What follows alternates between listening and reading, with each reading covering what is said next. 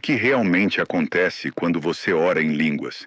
Muitos respondem, é um dom. Outros dizem, é uma oração espiritual. Outros ainda, é um mistério que ninguém entende. Mas eu quero te fazer uma pergunta diferente hoje.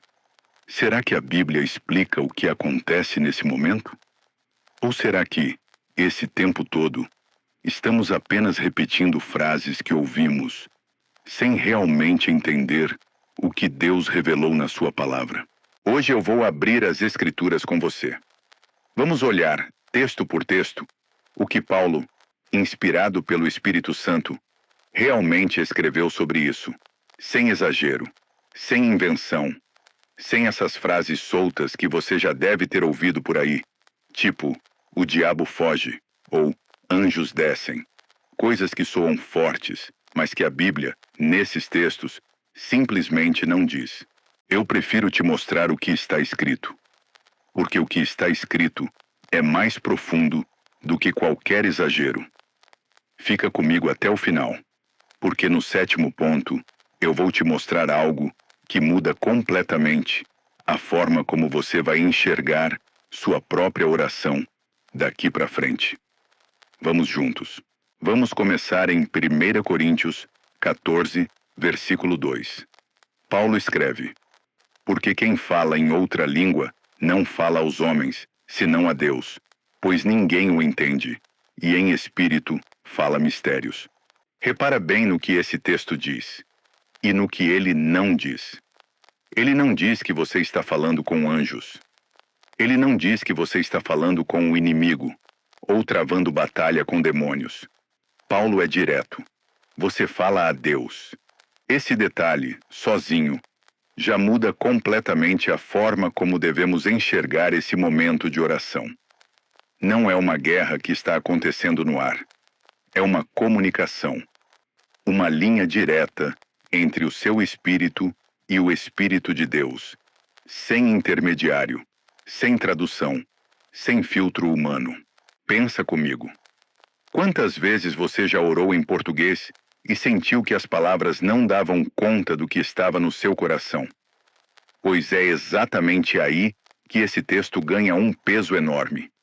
Existe uma forma de oração em que você não depende das suas próprias palavras. Você fala a Deus e só Deus entende. Agora vamos para 1 Coríntios 14, 14. Paulo continua. Porque se eu orar em outra língua, o meu espírito ora, mas o meu entendimento fica sem fruto. Esse versículo é profundo, e eu quero que você preste atenção em cada palavra. Paulo não diz que a sua mente desaparece. Ele não diz que você entra em transe, ou que perde a consciência. Ele diz que, nesse tipo de oração, é o seu espírito quem assume a liderança, e o entendimento, ou seja, a sua mente racional, fica de fora daquele processo específico. Para entender isso melhor, precisamos lembrar de como a Bíblia descreve o ser humano. Em 1 Tessalonicenses 5:23, Paulo escreve que Deus nos formou como 3 partes: espírito, alma e corpo. No dia a dia, quando você ora em português, é a sua alma, sua mente, suas emoções, seu vocabulário, que está no comando. Você escolhe as palavras, organiza os pensamentos, pede o que faz sentido para você. Mas na oração em línguas, existe uma inversão. É o seu espírito, a parte mais profunda do seu ser, aquela que foi regenerada por Deus, que assume a voz. E é justamente por isso que sua mente fica sem fruto, nesse momento. Porque ali, quem está orando não é a sua razão. É algo mais profundo do que ela. Voltando ao mesmo versículo, 1 Coríntios 14:2, Paulo termina dizendo que a pessoa, em espírito, fala mistérios. E aqui eu preciso te alertar sobre uma palavra que costuma ser mal interpretada: mistério. Quando ouvimos essa palavra hoje, pensamos em algo mágico, oculto, quase like um enigma que ninguém pode decifrar. Mas essa não é a forma como a Bíblia usa esse termo. No Novo Testamento, mistério geralmente descreve algo que estava escondido no plano de Deus e que ele decidiu revelar no tempo certo. Paulo usa essa mesma palavra em Efésios, quando fala do mistério de Cristo sendo revelado aos gentios. Ele usa em Colossenses, ao falar do mistério que estava oculto através dos séculos. Então, quando ele diz que na oração em línguas falamos mistérios, ele está ligando essa oração aos propósitos eternos de Deus, não a algo mágico ou sobrenatural, no sentido de espetáculo, mas a algo que pertence à intimidade dos planos de Deus, que muitas vezes estão além da nossa compreensão racional. Você não precisa entender cada palavra que sai da sua boca nesse momento, porque você não está lidando com informação. Você está lidando com comunhão. Vamos para 1 Coríntios 14:4. Paulo diz: "O que fala em língua estranha edifica-se a si mesmo." Essa palavra, edificar, no grego original, carrega a ideia de construir, erguer, fortalecer uma estrutura. E eu quero que você pense numa imagem simples: uma casa. Nenhuma casa fica pronta em um único dia. Ela cresce tijolo por tijolo, camada por camada. No começo, é só uma fundação. Depois vem as paredes, depois o telhado. E só depois de muito tempo é que a casa está pronta para abrigar uma família. A sua vida espiritual funciona exatamente assim. Cada momento de oração em línguas é como colocar mais um tijolo nessa construção interior. Você talvez não sinta uma emoção forte todos os dias. Talvez não veja um resultado visível na mesma hora. Mas, segundo Paulo, algo está sendo edificado, silenciosamente, no seu espírito, toda vez que você ora dessa forma. Isso é o oposto de uma experiência vazia. É um processo de construção, com propósito, mesmo quando você não consegue medir o resultado com os próprios olhos.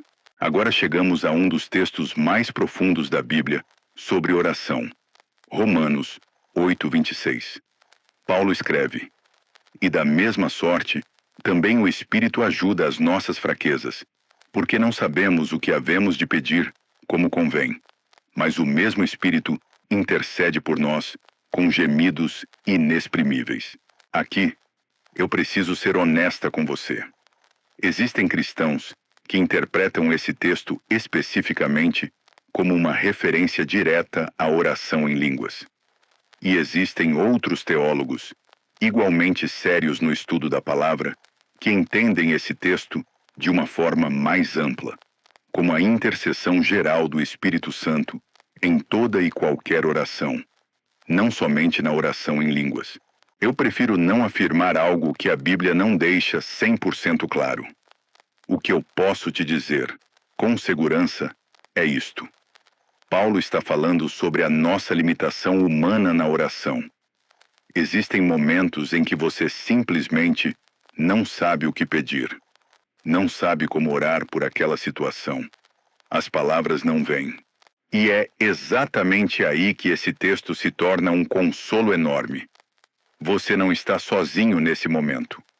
O Espírito Santo intercede por você, com ou sem palavras, com ou sem línguas, porque Deus não te deixou sozinho na sua fraqueza. Judas, no versículo 20 da sua carta, escreve algo que se conecta diretamente com o que vimos em Coríntios. "Mas vós, amados, edificando-vos a vós mesmos sobre a vossa santíssima fé, orando no Espírito Santo." Repara na mesma palavra que já vimos, edificando. Judas está descrevendo o mesmo processo de construção espiritual que Paulo descreveu aos Coríntios. E ele conecta isso diretamente com orar no Espírito Santo, uma expressão que muitos estudiosos relacionam com esse tipo de oração guiada pelo Espírito. O que isso nos mostra é que essa não era uma ideia isolada de um único apóstolo. Era um entendimento compartilhado pela igreja primitiva, que existe uma forma de oração que fortalece o crente por dentro, de um jeito que vai além da compreensão racional. E chegamos ao ponto que eu prometi lá no início. Em Efésios 6, depois de descrever cada peça da armadura de Deus, o capacete, o escudo, a espada, Paulo não termina o capítulo com uma última peça de armadura. Ele termina com uma instrução sobre oração, orando em todo tempo com toda a oração e súplica no Espírito, e vigiando nisto com toda a perseverança. Muita gente lê a armadura de Deus e para na espada do Espírito, achando que ali termina a lista, mas não termina. Paulo mostra que a oração não é um item a mais na lista. Ela é o que sustenta e ativa cada peça anterior. De que adianta vestir a armadura toda se você não permanece em oração? A perseverança na oração é o que mantém a armadura em posição, dia após dia, no meio das batalhas reais da sua vida. Então, voltando à pergunta que trouxe você até aqui, o que realmente acontece no mundo espiritual quando você ora em línguas? Talvez essa nunca tenha sido a pergunta certa. Talvez a pergunta mais importante seja outra. O que Deus está formando dentro de mim enquanto eu permaneço em oração? Porque, segundo a própria Bíblia, essa oração não é sobre produzir um efeito visível no mundo espiritual que possamos medir ou descrever com exatidão. Ela é sobre comunhão direta com Deus, sobre edificação silenciosa, tijolo por tijolo, sobre um espírito que intercede por você quando as palavras faltam, e sobre perseverança, a mesma perseverança que sustenta cada peça da armadura de um cristão. Mais do que buscar uma experiência, somos chamados a crescer em Cristo. Se esse vídeo abriu a palavra de um jeito novo para você, deixa aqui embaixo o versículo que mais tocou seu coração hoje. E se você quer continuar essa jornada de aprofundamento na Bíblia comigo, já sabe, se inscreve no canal, porque no próximo domingo tem mais um mergulho como esse te esperando aqui. Que Deus continue revelando sua palavra na sua vida, de um jeito cada vez mais profundo.